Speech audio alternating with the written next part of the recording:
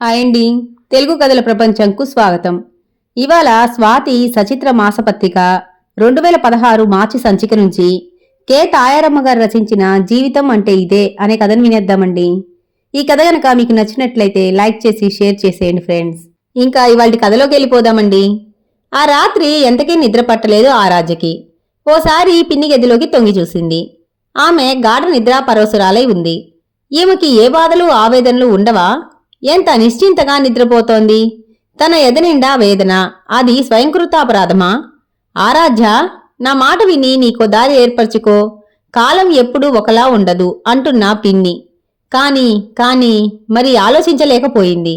ఒక్కసారి ఆమె అంతరంగంలో బాస్ కారుణ్యం మెదిలాడు. ఎప్పుడూ నవ్వుతూ ఆనందంగా ఉండే బాస్ ముఖంలో నీలినీడలు కదలాడటం చూసింది ఆ రోజు. అతను అలా ఎందుకు ఉన్నాడో తెలియదు. మీరు నా ఛాంబర్కి రండి ఆరాధ్య. తను వెళ్ళింది. కూర్చోండి అన్నట్టు సైగ చేశాడు. తను కూర్చుంది. రేపు మా పాప అభినయ పుట్టినరోజు అన్నాడు కారుణ్య ఎటో చూస్తూ. ఫంక్షన్ చేస్తున్నారా సార్ అంది. లేదు, చాలా సింపుల్గా చేస్తాను. రేపు మీరు మా ఇంటికి రాగలరా ఆరాధ్య? మీ సహాయం కొంచెం కావాలి అన్నాడు. వాళ్ళ మమ్మీ లేరా? లేదు, మమ్మల్ని విడిచి వెళ్ళిపోయింది. మా ఇంట్లో నేను, మా పాప అభినయ అంతే అన్నాడు కారుణ్య. అంటే మీ పాప వాళ్ళ మమ్మీ మరణించారా అని అడిగింది ఆరాధ్య. కాదు, వెళ్ళిపోయింది అని అంతలోనే మాట మారుస్తూ అన్నట్టు మా పాపకి అమ్మా అనటం వచ్చిందండి అన్నాడు పొంగిపోతూ. అయితే మాటలు కూడా రాని పాపని విడిచి ఎక్కడికి వెళ్ళింది ఆ మహాతల్లి అని మనసులోనే అనుకుంది ఆరాధ్య. ఒక్కో సందర్భంలో ఒక్కొక్కళ్ళు తీసుకున్న నిర్ణయాలు ఎదుటి వాళ్ళని ఎంత వేదనకి గురి చేస్తాయో తెలుసుకోవడం కష్టం. వీడికి బలి అయ్యేది మాత్రం అభంశువం తెలియని పసివాళ్లు. ఇది నిజమా? అంతరాత్మ ఘోష పెట్టింది. కారుణ్య చాలా మంచివాడు. అధికార దర్పాన్ని ఒలకపోయాడు. కింద స్థాయి ఉద్యోగుల్ని ఎంతో గౌరవంగా చూస్తాడు. ఎవరిని చులకన చెయ్యడు. చులకనగా మాట్లాడడు. అందుకే అతనంటే తనకి ఇష్టం. ఇలాంటి మహనీయున్నే ఆమె గారు వీడిపోయింది. అంతలోనే ఇంకో ఆలోచన చోటు చేసుకుంది ఆరాధ్యలో. వాళ్ళిద్దరి మధ్యలో ఏ అగాధాలు ఉన్నాయో తనకేం తెలుసు? ఎవరు లోతులకెళ్లి చూడలేరు. నిర్మల, మందాకిని, శ్రవంతి లాంటి జీవితాలలో ఒక్కోసారి అలలు రేగుతాయి. అప్పుడు ఆ ఇద్దరి మధ్య అంతులేని అగాధం సృష్టించబడుతుంది. ఇదే జీవితం అంటే. ప్రతిక్షణం కారుణ్య, మా పాప అభినయ ఇలాగండి అలాగండి, తనకి స్వీట్లంటే చాలా ఇష్టం అండి. ఇంతకీ ఆమెకి ఆ పేరు ఎందుకు పెట్టాననుకున్నారు? తర్వాత చెప్పటం ఇష్టం లేనట్లు మాట మార్చేవాడు కారుణ్య. ఎవరి జీవిత నేపథ్యం ఏమిటో ఎవరికీ అంతుపట్టదు. బ్రతుకు మీద అవగాహన కూడా ముఖ్యమే. కాని అది ఎందరికుంటుంది? గోడ గడియారం 4 గంటలు కొట్టింది. ఒక్కసారి ఆలోచనల నుంచి బయటకొచ్చింది. గదిలోకెళ్లి మంచం మీద వాలిపోయింది. ఇంతవరకు ఆరు బయట ఉంది. చలిగాలులు వీస్తున్నాయి. దుప్పటి ముఖం మీదకి లాక్కుంది. ఆరాధ్య, ఆరాధ్య, 9 గంటలవుతోంది. ఇంకా నిద్రలేవవా? ఉదయాన్నే ఎక్కడికో వెళ్లాలన్నావుగా అంటూ పిన్ని పిలుపుతో నిద్ర మేల్కొని బాస్ వాళ్ళ ఇంటికి రమ్మన్నారు అనుకుంటూ త్రుటిలో తయారై బయటికి నడిచింది ఆరాధ్య. ఆమె అడుగులు నెమ్మదిగా పడుతున్నాయి. బాస్ తనని ఒక్కర్తిని పిలవడంలో గల అంతరార్థం ఫంక్షన్ అంటే 10 మందిని పిలిచి సరదాగా చేసుకుంటారు. కాని ఇలా ఒంటరిగా చేస్తారా? కారుణ్య మంచిగా కనిపించే నయవంచుకుడా? లేక మంచిగా నటిస్తూ కింద ఉద్యోగుల చేత పనులు చేయించుకునే స్వార్థపరుడా? ఏమీ తెలియటం లేదు. రేపు ఆఫీసులో ఇది తెలిస్తే అందరూ ఏమనుకుంటారు? ఆఫీసర్నే పట్టిందిరోయ్, ఇంక తిరుగేముంది? ఆమె గారు ఆడింది ఆట, పాడింది పాట అంటారు. భగవాన్ అనుకుంటూ అటుగా వస్తున్న ఆటో ఆపి ఎక్కింది ఆరాధ్య. మీకు కారు పంపించమంటారా ఆరాధ్య? అమ్మో, ఇంకేమైనా ఉందా? గుండెలు దడదడలాడాయి ఆరాధ్యకి. వద్దు, నేనే వస్తాను అంది. బాస్ ఇంటి ముందాగింది ఆటో. మెల్లగా ఇంట్లోకి నడిచింది ఆరాధ్య. బాస్ ఇల్లు చూడటం ఇదే మొదటిసారి. అతను గుర్తులు చెప్పాడు. ఆ గుర్తులు పట్టుకొని వచ్చింది తను. రండి ఆరాధ్య, మీకోసమే ఎదురు చూస్తున్నాను అంటూ ఎదురు వచ్చాడు కారుణ్య. అప్పుడు అతను తెల్లని లుంగి లాల్చీలో ఉన్నాడు. నుదుర చిన్న కుంకుమ బొట్టు పెట్టుకున్నాడు.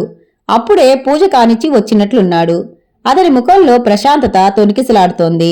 కూర్చోండి, సోఫా చూపిస్తూ అన్నాడు. కాఫీలు టిఫిన్లు తెమ్మని చెప్పటానికి మల్లిక అని పనిపిల్లని కాబోలో పిలుస్తూ లోపలికెళ్లాడు కారుణ్య. ఇంతలో గదిలోంచి డోర్ కర్టన్ తొలగించుకొని యువతలకి వస్తున్న ఆ పాపం చూస్తూ కొయ్యబారిపోయింది ఆరాధ్య. డాడీ ఎటో చూస్తూ వక్రంగా నడుస్తూ యువతలకొచ్చింది. ఆ పిల్లకి మానసిక వైకల్యం, అంగవైకల్యం ఉన్నట్లు ఉన్నాయి. ఎవరు ఈ పాప? ఎవరు? ఈ పిల్లకి 15-16 ఏళ్లుంటాయేమో. లోకమంతా గిరున తిరుగునట్లు అనిపించింది ఆరాధ్యకి. అభి, ఇలా రా, ఇక్కడ కూర్చో అంటూ పిల్ల చెయ్యి పట్టుకుని తీసుకొచ్చి ఓ ఫోమ్ కుర్చీలో కూర్చోపెట్టాడు కారుణ్య. ఈ పాప? ప్రశ్నించింది ఆరాధ్య. మా పాప అభినయ అన్నప్పుడు అతని ముఖం వెలుగును సంతరించుకుంది. అనుక్షణం మా పాప అలాగా ఇలాగా అని చెప్తూ ఉంటే పసిపిల్ల అనుకుంది కాని ఇంత వయసున్న పిల్ల అనుకోలేదు తను. ఈ పాప మానసికంగా ఎదగలేదు, శారీరకంగా కూడా ఏదోలా ఉంది. ఈ పాపనా బాస్ ఇంత లాలనగా ప్రేమగా పెంచుకుంటున్నాడు? ఇతనికి ఏమీ అనిపించలేదా? ఏదో తెలియని భావం కదలాడింది ఆరాధ్యలో. ఆ పాప మెల్లగా నడిచి వచ్చి అమ్మా అంది ఆరాధ్యను చూస్తూ. కాదు, ఆంటీ, ఆంటీ అనాలి నువ్వు అన్నాడు కారుణ్య బట్టలు మార్చుకొని వస్తూ. ఆ పిల్ల నోట్లోంచి అప్పుడప్పుడు చొంగ కారుతోంది. ఇలాంటి పిల్ల అనుకోలేదు తను. తెలిసి ఉంటే అసలు వచ్చేది కాదు. ఒక విధమైన ఏహ్యభావం కలిగింది ఆరాధ్యలో. ఇలాంటి పిల్ల గురించా బాస్ అంత గొప్పగా చెప్తున్నాడు మరోసారి అనుకుంది. అందరి జీవితాలు రంగుల హర్విల్లులాగా ఉండవు. కొందరు ఇలాంటి సమస్య వచ్చినప్పుడు నిర్దాక్షిణ్యంగా తోసివేస్తారు. కారుని కారుని లాంటి వాళ్లు దైవాంశ సంభూతులు. ఇలాంటి వాళ్లని వేళ్ల మీద లెక్కించవచ్చు. ఆలోచనలలో తేలిపోతున్న ఆరాధ్య మనం ఒక చోటికి వెళ్దాం రండి ఆరాధ్య అన్న కారుణ్య మాటలతో ఈ లోకంలోకి వచ్చింది. ఎక్కడికి? ప్రశ్న లోపలే ఉండిపోయింది. మల్లిక అభినయ్కి బాగా ముస్తాబు చేసి కొత్త బట్టలు వేసింది. అపురూపంగా చూశాడు కారుణ్య ఆ పిల్లవైపు. నా బంగారు తల్లి అన్నాడు కారుణ్య ఆ పిల్ల తల నిమురుతూ. కాకి పిల్ల కాకికి ముద్దు అనుకుంది ఆరాధ్య. ఆ పిల్లవైపు కారుణ్య వైపు మార్చి మార్చి చూస్తూ అందరూ కారులో కూర్చున్నారు. అది తారు రోడ్డు మీద దూసుకుపోతోంది. తామెక్కడికి వెళ్తున్నారు? కారు తిన్నగా వెళ్లి ఓ అనాథ శరణాలయం ముందు ఆగింది. మల్లిక పాపని దించింది. రండి ఆరాధ్య అంటూ లోపలికి నడిచాడు కారుణ్య. అక్కడ పిల్లలందరూ వికలాంగులే. కుంటి, గుడ్డి, మూగ, చెవుడు ఇలా రకరకాలుగా ఉన్నారు. తామిక్కడికా వచ్చారు? తాను ఇలాంటి వాళ్లను చూసి భరించలేదు. తనకి ఇలాంటి వాతావరణం పడదు. ఇలాంటి పిల్లల కోసం తన జీవితాన్ని తాకట్టు పెట్టడం తనకి ఇష్టం ఉండదు. మల్లికకి ఆరాధ్యకి మధ్య కూర్చుంది అభినయ. ఆ పిల్ల చేతికి స్వీట్లు ఇచ్చి పిల్లలకి ఇప్పిస్తున్నాడు కారుణ్య. పిల్లలంతా వరుసగా వస్తున్నారు. ఓ 6 ఏళ్ల పిల్ల మెల్లగా నడుస్తోంది వరుసలో. ఆ పిల్లకి కళ్ళు కనిపించవు. తెల్లగా గాజు బొమ్మలా ఉంది. దేన్నో తన్నుకొని పడబోయి ఆరాధ్య ఒళ్ళో ఒరిగిపోయింది. తొందరపడకండి, నెమ్మదిగా నడవండి అంటూ అరుస్తున్నది ఆయా. ఆ పాప వైపు చూసింది ఆరాధ్య. ఆ పిల్ల కుడి చేతి మణికట్టు మీద పైసా అంత పుట్టుమచ్చ కొట్టవచ్చినట్లు కనిపిస్తోంది. తుల్లిపడింది ఆరాధ్య. అయితే ఈ పిల్ల ఆ పిల్లలా? ఇదెలా సాధ్యం? ఆ కథ అప్పుడే ముగిసిపోయింది కదా. కాని మనసులో ఏదో నిజాన్ని వెతుకుతోంది. పాప లేత శరీరం తగిలి దేహం రోమాంచితమయ్యింది. గుండె పిండినట్లయింది. 2 కన్నీటి బిందువులు జారి పాప చేతిని తడిపాయి. పాప చిత్రంగా కదిలింది. అందరి పిల్లలకి స్వీట్లు పంచడం అయిపోయింది. ఇంటికి బయలుదేరారు. నేను వెళ్తాను బాస్ అంటూ మధ్యదారిలోనే దిగిపోయింది ఆరాధ్య. ఇంటికి వెళ్లి పిన్నితో ఆ రోజు జరిగిన సంగతులన్నీ చెప్పింది. బాస్ గొప్పతనాన్ని పదే పదే చాటి చెప్పింది. అందరూ మమతల్ని, మానవత్వాన్ని మరిచి ప్రవర్తిస్తారా ఆరాధ్య అంది పిన్ని. వెను నుంచి చల్లున కొట్టినట్లయింది ఆరాధ్యకి. ఆ రాత్రి మళ్లీ ఆలోచనలు చుట్టుముట్టినాయి ఆరాధ్యని. కారుణ్య లాంటి అమృతమూర్తులుంటారా ఈ లోకంలో? తన స్వార్థాన్ని విడిచి అలాంటి బిడ్డ కోసం ఉండిపోయాడా ఇలా? నిజంగా కారుణ్య దేవుడు, మానవత్వం నిండిన మహనీయుడు. తనలాంటి స్వార్థపరులు ఉంటారు ఈ సమాజంలో. అలాంటి వాళ్లు విడిచిన పిల్లలే ఈ ఆశ్రమాలలో జీవిస్తున్నారు. వీళ్ల జీవితాలు అనుక్షణం ఇతరుల దయాదాక్షిణ్యాల మీద ఆధారపడి ఉంటాయి. బిడ్డ బాగోగులే తన జీవిత ధ్యేయం అనే కారుణ్య లాంటి వాళ్ళెందరుంటారు? ఆ రాత్రి కూడా నిద్రకి దూరమైంది ఆరాధ్య. అనుక్షణం ఆ పాపే గుర్తుకు వస్తోంది. చందమామలా మెరిసిపోతోంది. అక్కున చేర్చుకొని లాలించవలసిన ఆ పాపని నిర్దాక్షిణ్యంగా విసిరివేసింది. ఆ తల్లి ఎవరు? ఎవరు? ఒక్కసారి కన్నీరు వచ్చింది. ఆ బిడ్డ ఇప్పుడు ఎక్కడా? ఈ లోకాన్ని విడిచింది. లేకపోతే ఈ వయస్సే ఉండి ఉండేది ఆ పాపకి. గతం కళ్ళ ముందు తిరగసాగింది. ఈ బిడ్డ నాకొద్దు, దీన్ని చంపేయండి. బ్రతికి ఉన్నంతకాలం ఈ బిడ్డని నేను భరించలేను అంటూ అరవసాగింది నిండు పురిటాలు ఆరాధ్య. తొందరపడుకు ఆరాధ్య. లోకంలో బిడ్డలు లేని వాళ్ళెందరో ఉన్నారు. భగవంతుడిచ్చిన బిడ్డను కాదనుకోవడం చాలా తప్పు అంటూ రుక్కు పిన్ని గట్టిగా హెచ్చరించింది. అయితే ఈ పుట్టుగుడ్డి పిల్లని సాకమంటావా? నాకొద్దు దృఢ నిశ్చయంతో అంది ఆరాధ్య. అయితే చక్రికేం చెప్తావు? బిడ్డ చనిపోయిందని చెప్తాను. బాగా ఆలోచించు రుక్కుపిన్ని మళ్ళీ అంది. వద్దు, ఈ బిడ్డ నాకొద్దు. నా పెళ్లి నా ఇష్టంగా జరగలేదు. బిడ్డ నా ఇష్టంతో పుట్టలేదు. మేనత్త చావు బతుకుల మధ్య ఉందని నన్ను బలవంతంగా తీసుకువెళ్లి చక్రిగాడికి అంటగట్టారు. వాడు వద్దు, ఈ బిడ్డ వద్దు, జీవితాంతం ఒంటరిగా ఉండిపోతాను బోర్న విలపించింది ఆరాధ్య. ఇదిగో ఈ 10,000 తీసుకో, బిడ్డని తీసుకెళ్లి ఏ వడ్లగింజో వేసి చంపెయ్యి అంటూ ఆయా జోగులమ్మ చేతిలో రోజుల పిల్లని 10,000 రూపాయలు పెట్టింది ఆరాధ్య. తప్పు చేస్తున్నావు ఆరాధ్య, పదే పదే మదనపడింది రుక్కమ్మ. తల్లిదండ్రులు లేని నిన్ను ఎంత ముద్దుగా పెంచానే ఆరాధ్య, నా మాట మీద ఏమాత్రం విలువలేదు నీకు. ఏం చేస్తాం, చేసుకున్నమ్మకి చేసుకున్నంత. నెత్తి నోరు బాదుకుంది రుక్కమ్మ. నాకు లేని బాధ నీకెందుకు పిన్ని, కబురు తెలిసి వచ్చాడు చక్రి. బిడ్డ పుట్టి పోయినందుకు చాలా బాధపడ్డాడు. మా అమ్మ పుట్టిందని సంబరపడ్డాను రుక్కత్తయ్య, కాని అంతలోనే బిడ్డను లాక్కుపోతాడా దేవుడు అని భావించలేదు అన్నాడు బాధాతప్త హృదయంతో. చక్రి కళ్ళల్లో నీళ్లు ఊరాయి.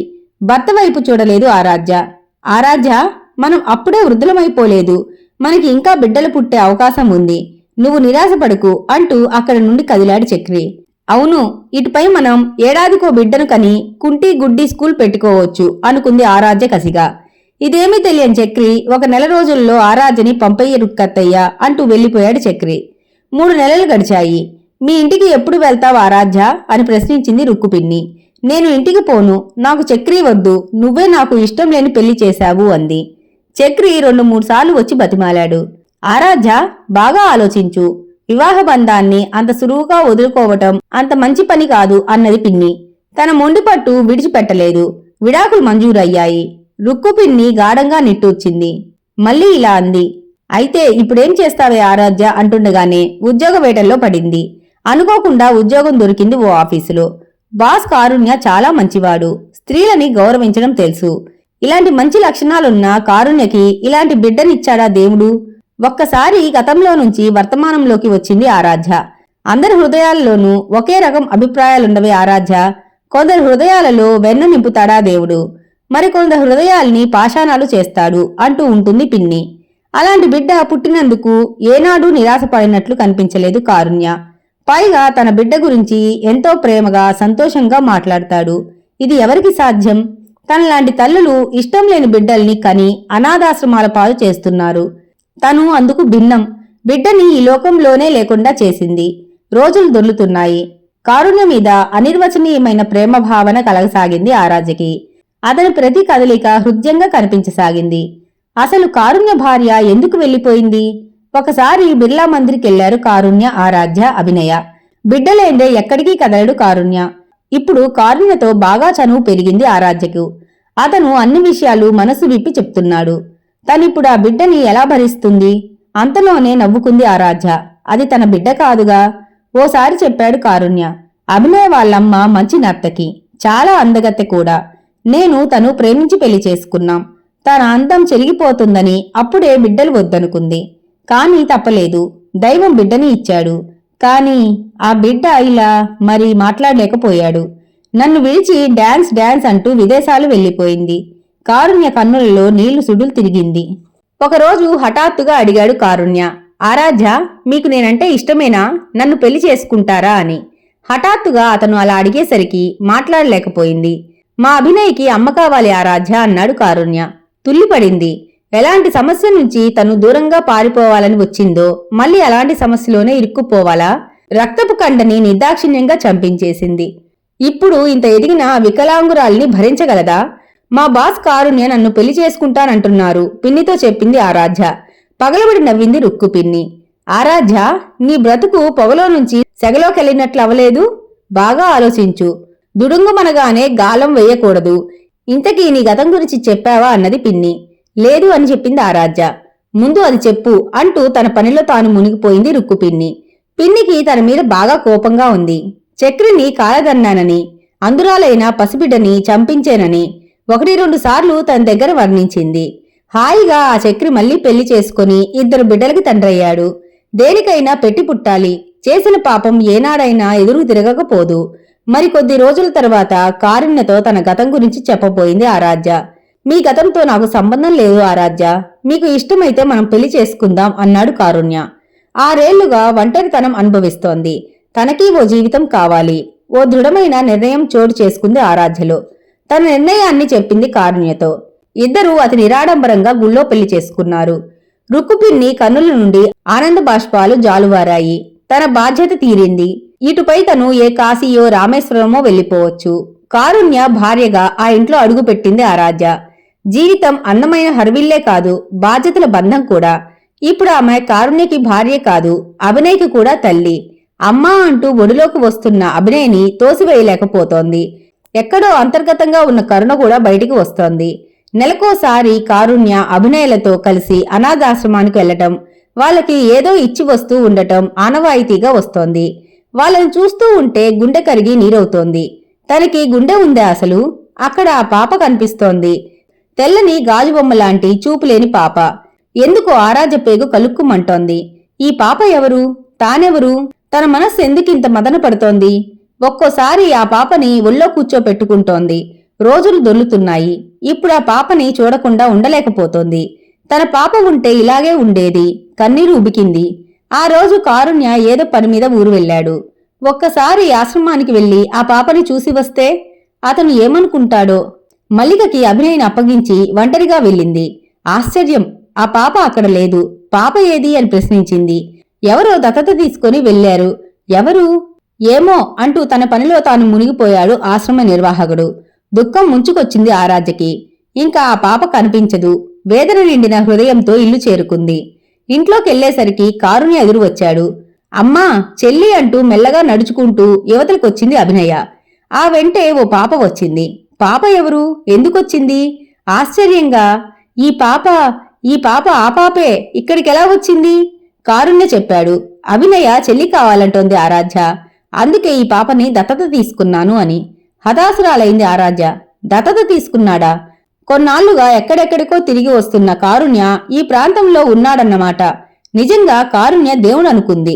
ఒక్క సంగతి గుర్తొచ్చింది ఆరాధ్యకి. అభినయ్కి ఒక చెల్లో తమ్ముడో కావాలి ఆరాధ్య అంటే, నాకు బిడ్డలు వద్దు, అభినయ చాలు అంది. అది మనసులో పెట్టుకొని ఇలాంటి నిర్ణయం తీసుకొని ఉంటాడు కారుణ్య. కారుణ్య మళ్ళీ ఇలా అన్నాడు. ఆరాధ్య, ఈ పాపని 6 ఏళ్ల క్రితం ఒక ఆమె తీసుకుని వచ్చి ఆశ్రమంలో చేర్చిందట. 10,000 రూపాయలు కూడా ఇచ్చిందట అని గతుక్కుమంది ఆరాధ్య. అయితే ఈ పని పిన్ని చేయించి ఉంటుంది. తన బిడ్డ చచ్చిపోలేదు, బ్రతికే ఉంది. నిజంగా రుక్కుపిన్ని దేవత. ఆరాధ్యలో సంతోషం పొంగి పొరలుతోంది. ఈ నిజం తన కారుణ్యకి ఎలా చెప్తోంది? ఎలాగైతేనేం భగవంతుడు తన బిడ్డని తన దగ్గరకు చేర్చాడు. ఇప్పుడు మరో లోకం లేదు ఆరాధ్యకి. పిల్లలతోడిదే లోకం. 2 పిల్లల్ని ఎంతో ప్రేమగా చూస్తోంది. ఇప్పుడు అసహ్యం లేదు, కోపం లేదు, ద్వేషం లేదు. అమ్మ ప్రేమకి నోచుకోని అభినయ్కి తనని తల్లిని చేశాడు. పురుటిబిడ్డ ఉసురు తీయాలనుకున్న తనకి దైవం ఆ బిడ్డకి ప్రాణం పోసి తన చేతికి అందించాడు. దైవం దయామయుడు. తప్పులు చేసిన వాళ్ళు తప్పులు దిద్ది వాళ్ళలోనే పరివర్తన కలిగిస్తాడు. భగవాన్, నేను తప్పు చేశాను అని ఎన్నోసార్లు అనుకుంది. పశ్చాత్తాపాన్ని మించిన ప్రాయశ్చిత్తం ఇంకొకటి ఉండదేమో. కాని ఒక్క నిజం మాత్రం ఆరాధ్యకి ఎప్పటికీ తెలియదేమో. రుక్కుపిన్ని కారుణ్యతో తనని గురించి అన్ని విషయాలు పూసగుచ్చినట్లు చెప్పిందని. ఇంతటితో కథ సుఖాంతమండి. ఈ కథ గనక మీకు నచ్చినట్లయితే లైక్ చేసి, షేర్ చేసి, కామెంట్ చేసి మన ఛానల్కి సపోర్ట్ చేసేయండి ఫ్రెండ్స్.